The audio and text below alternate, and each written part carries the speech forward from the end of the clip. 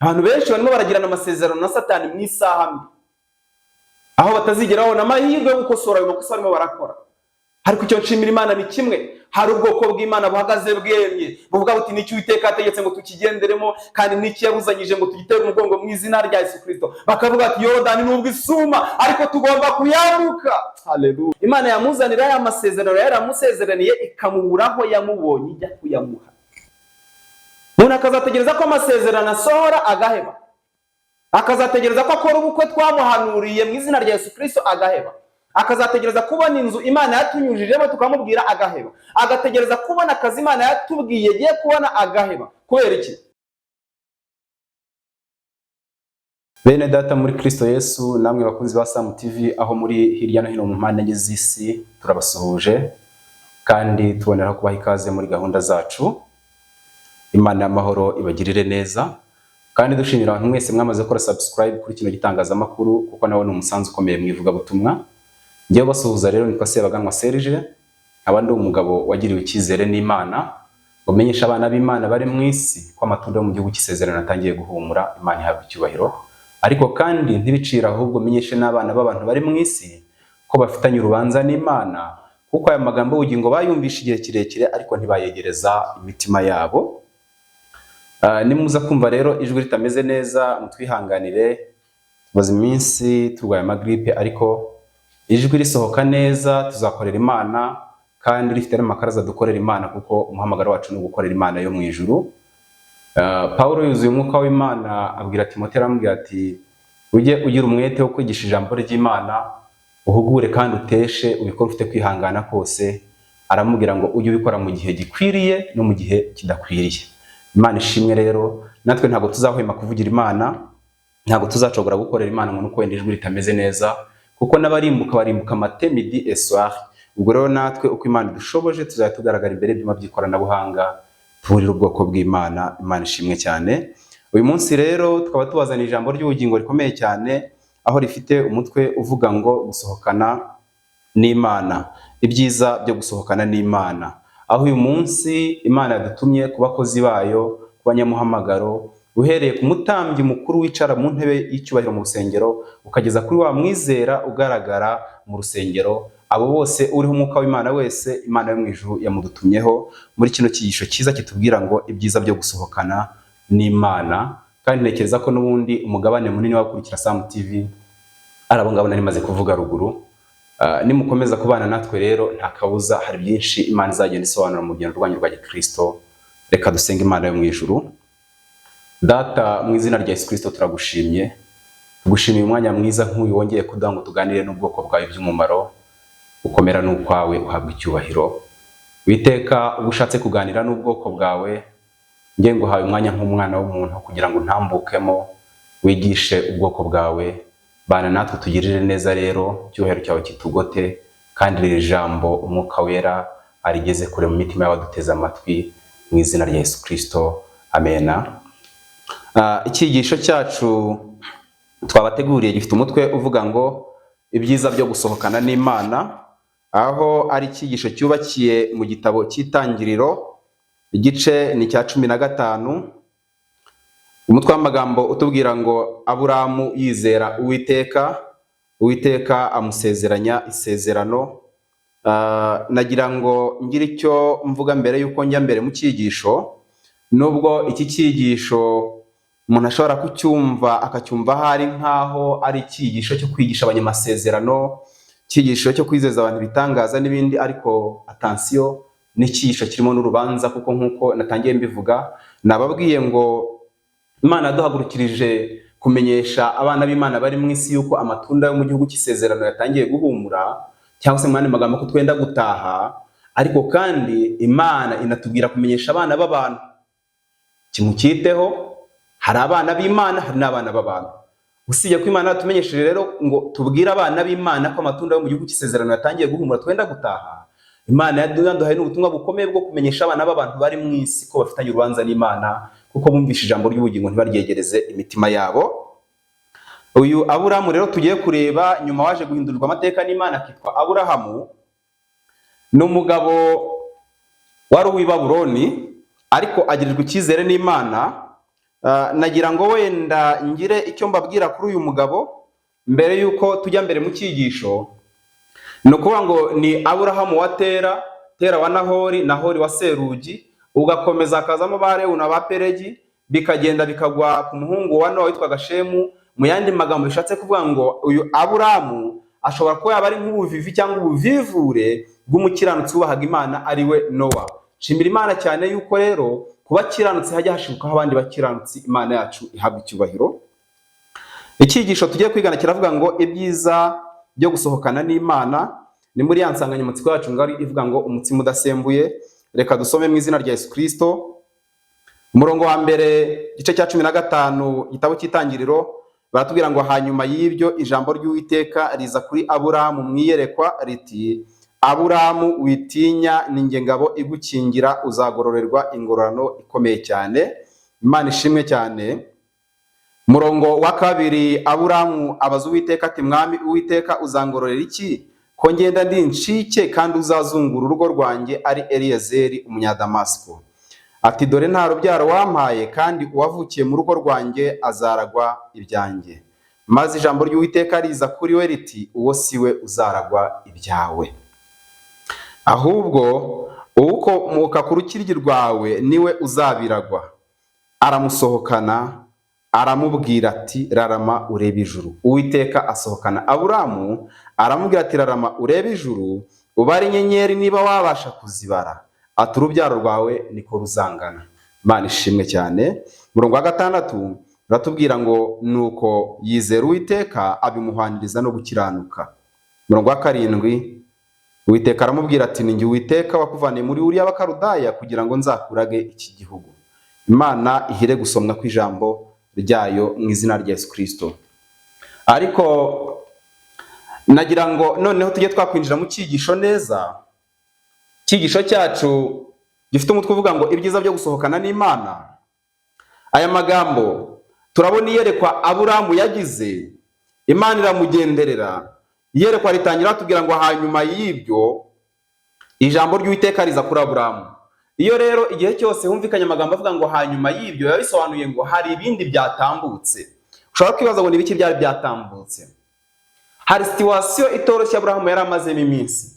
Mu yandi magambo hanyuma y'ibyo ni hanyuma yo guhagurutswa iwabo hehe i Babuloni, nk'uko nabibabwiraga.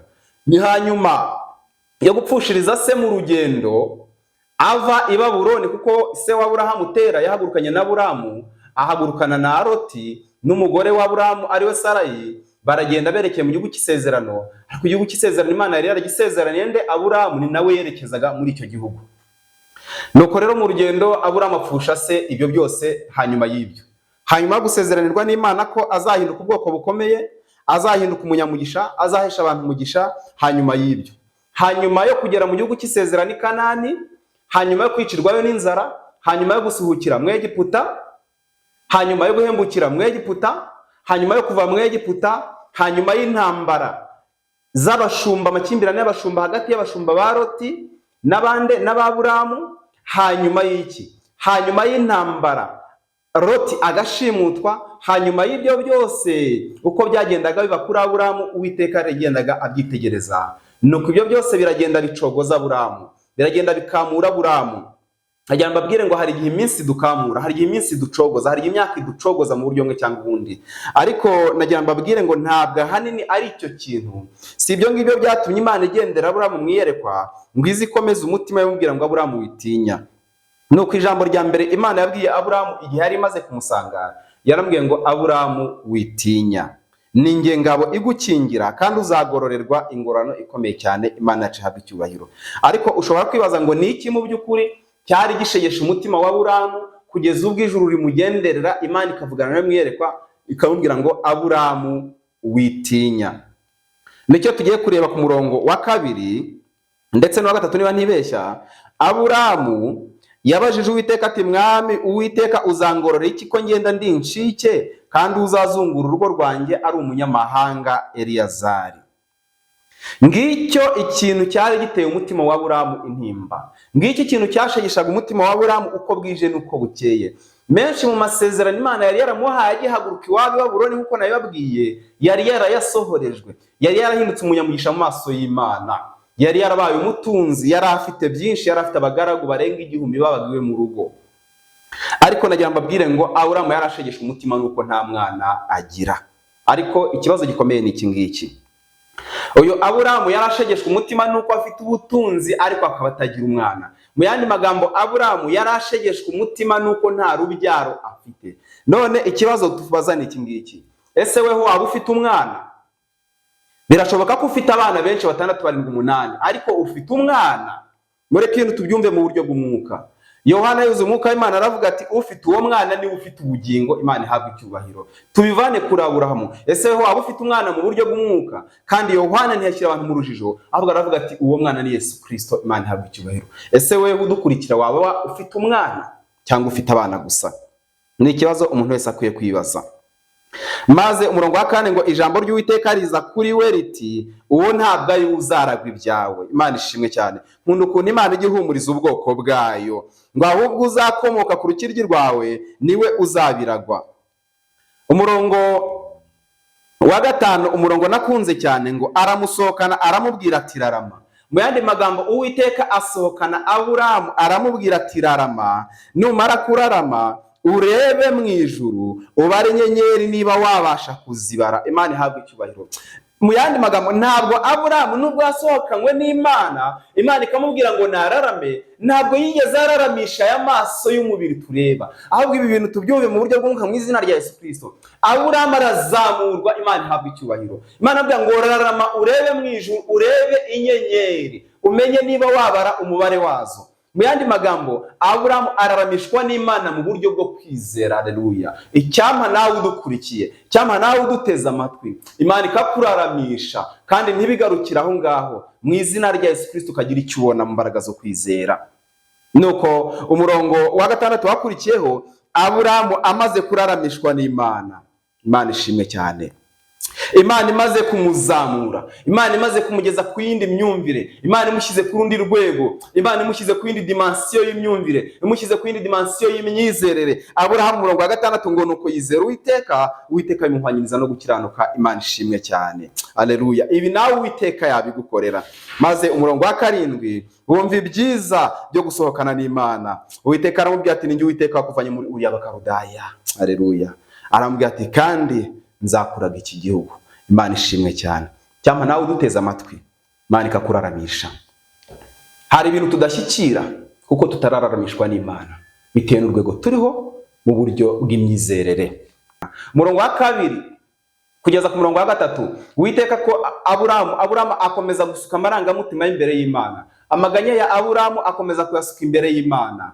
Ariko nagira ngo nkubaze, ese weho ko natwe tujya tugira agahinda mu isi?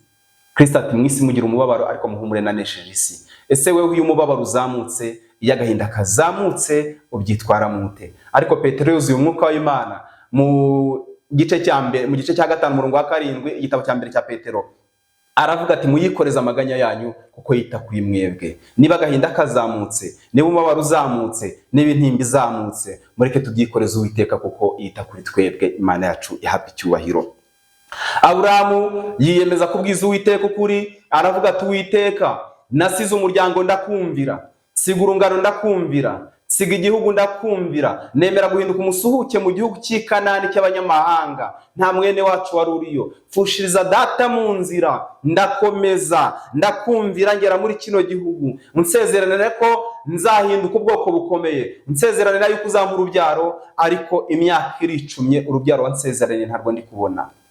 Birashoboka ko nawe waba umaze imyaka itari mike utegereje isezerano ry'Imana, ariko inshuti yanjye ntutakarize Imana icyizere. Imana yacu ni Imana ivuga ijambo kandi karirinda. Imana ishimwe cyane.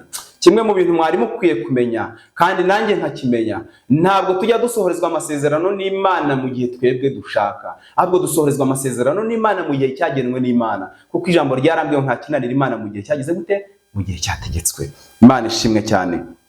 Ariko kuri iyi ngingo yo kubwiza Imana ukuri nk'uko Aburahamu yabwije Imana ukuri, nagira mbabwire ngo hari attention abantu basabwa gukora. Ikibazo ni iki ngiki. Ntumve ngo Aburahamu yabwije Imana ukuri ngo ko nawe wabwiza Imana ukuri. Aburahamu yari afite ibihamya bimuvugira, yari afite ibihamya bifatika bimutera kubwiza Imana ukuri, yari afite ibintu byumvikana. weho urahera kuki, urashingira kuki ubwiza Imana ukuri? Aburahamu yari afite statistike zifatika mu maso y'Imana, arazirondora avuga ati nasize umuryango, nasize inshuti, data arapfa, sinafagona umwanya wo kumurira, ndakomeza ndakumvira, nemera guhinduka umusuhuke mu gihugu cy'amahanga. Ibyo byose abisobanura mu maso y'Imana, Imana nayumva ni ibintu bifatika. Weho mu rugendo rwa Gikristo wasize iki?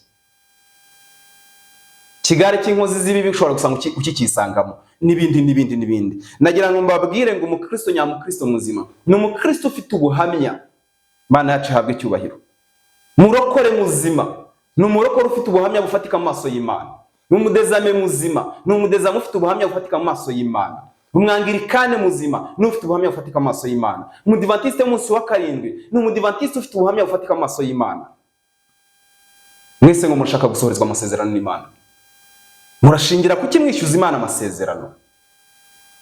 Imana tugirire neza, Imana yongere tugarukeho mu izina rya Yesu Kristo.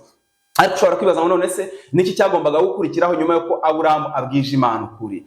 Amagambo nakunze umurongo wa 4, ijambo ryahise riza kuri Aburahamu. Imana yumva amaganya ya Aburahamu, Imana yumva gushenga kumutima kwa Aburahamu. Imana yambwiye ngo humura. Haleluya. Ntabwo umunyamahanga ari uzaragwa ibyawe. Imana ishimwe cyane. Nshimira Imana ko ibyacu bitazaribwa n'abanyamahanga. Imana ishimwe cyane. Nuko Imana yongera guhumuriza Aburahamu, iryo humure rigera ku mutima wa Aburahamu kandi riramukomeza. Mu yandi magambo rero dukurikiye, humura ntabwo ibibazo uhagaze muno munsi ntabwo ari ryo herezo ry'ubuzima. Ko uyu munsi ubukode bukumere nabi ntabwo ari ryo herezo ry'ubuzima. Ko uyu munsi wenda minervari y'abana kubona bigoranye si ryo herezo ry'ubuzima. Ko uyu munsi uhagaze mu bushomeri si ryo herezo ry'ubuzima. Ijambo rirambwira ngo birashoboka yuko kurira kwararira umuntu, ngo ariko bwacye impundu zikavuga. Imana ishimwe cyane. Dukomeze tugirire Imana icyizere mu izina rya Yesu Kristo. Ariko umurongo wa 5 ariyo magambo anejeje umutima cyane. Imana ngo isohokana Aburahamu, ariko mbega amagambo anejeje. Icyampa nawe uduteze amatwi Imana ikagusohokana. Ikibazo cyo kwibazwa ni iki ngiki, ese ubundi mu by'ukuri Imana isohokana Aburahamu yamusohokanaga imuvana hehe imujyana hehe? Najya mbabwire ngo nubwo Aburahamu yari yarakoze urugendo rurerure aturuka i Babuloni akagaruka mu burasirazuba bwo hagati i Kanani, ariko Imana iramureba. Imaze kumureba iranamwumva, yumva amaganya asutse imbere yayo. Imana ibona ko nubwo yakoze urwo rugendo ava i Babuloni akaza i Kanani, ariko ibona ko Aburahamu hari ahantu akeneye gusohoka.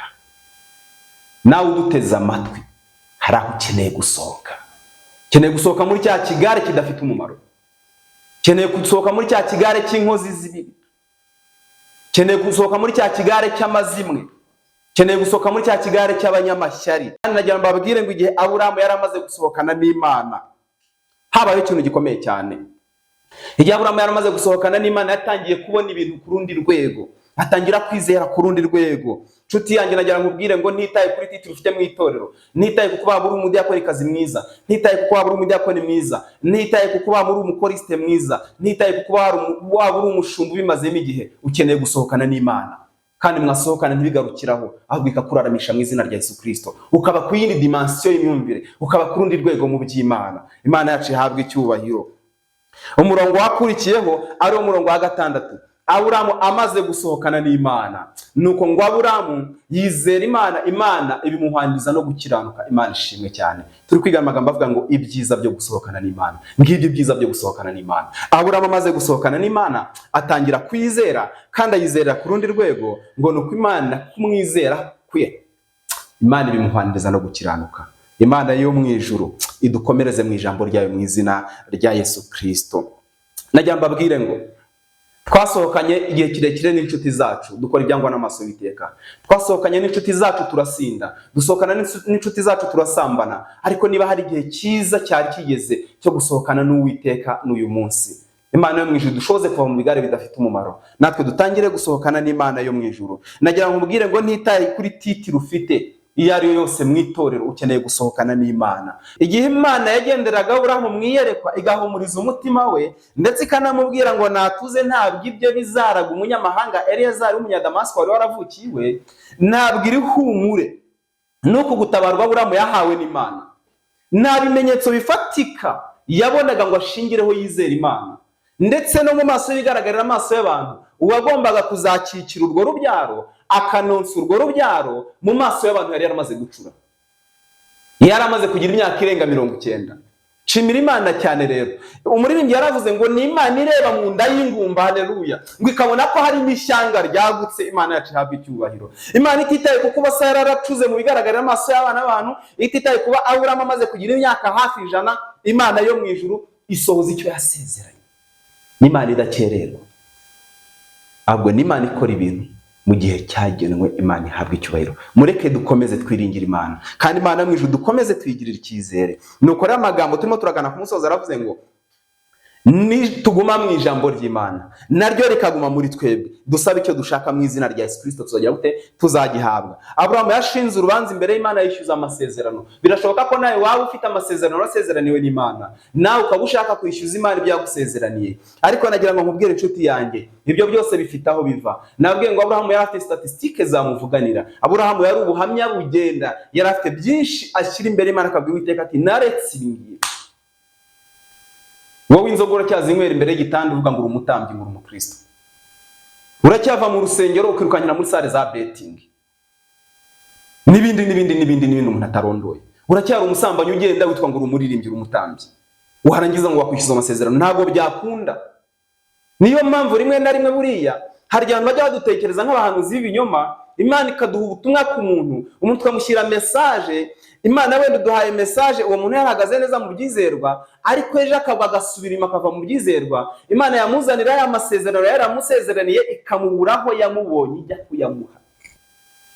Umuntu akazategereza ko amasezerano asohora agaheba, akazategereza ko akora ubukwe twamuhanuriye mu izina rya Yesu Kristo agaheba, akazategereza kubona inzu Imana yatunyujijemo tukamubwira agaheba, agategereza kubona akazi Imana yatubwiye giye kubona agaheba. Kubera iki? Hari aho Imana yamusangaga ijya kumuha ya masezerano, ariko amaze guhabwa amasezerano aracogora abivamo.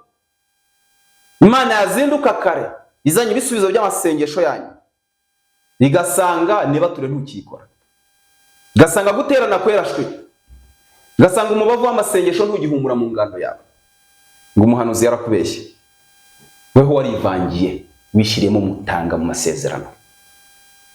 Nimumenye by'Imana byari byo biribwa n'abarambije, abarambiwe bamaze kugera gute? Bamaze kugenda. Ubusa abantu benshi ntibasubiye mu byo bahozemo, kandi nababwiye ngo amatunda yo mu gihugu cy'isezerano yamara duhumurira, tugiye gutaha, tugeze ku rugabano. Ariko nk'uko nabitambukije mu cyigisho kimwe cyatambutse, abantu benshi barimo baragirana amasezerano na Satani mu isaha mbi, aho batazigera babona amahirwe yo gukosora ayo makosa barimo barakora. Ariko icyo nshimira Imana ni kimwe, hari ubwoko bw'Imana buhagaze bwemye, buvuga buti n'icyo Uwiteka ategetse ngo tukigenderemo, kandi n'icyo yabuzanyije ngo tugitere umugongo mu izina rya Yesu Kristo. Bakavuga ati Yorodani nubwo isuma, ariko tugomba kuyambuka. Haleluya, Mana ishimwe. Mana dukomereze mu buntu bwayo. Tugana ku musozo rero, nagira ngo mbabwire ngo nimwibaze iki kibazo: urahera hehe wishyuza Imana amasezerano? Urashingira ku biki? Masezerano y'Imana arabagarirwa. Imana y'amahoro iduhire, kandi Imana y'amahoro itugirire neza mu izina rya Yesu Kristo. Nimwibaze icyo kibazo, urashingira ku cyo usohorezwa amasezerano n'Imana. Nuko dusoje, ubuntu n'amahoro dukesha Yesu Kristo bubane n'imitima yanyu mu izina rya Yesu. Amen.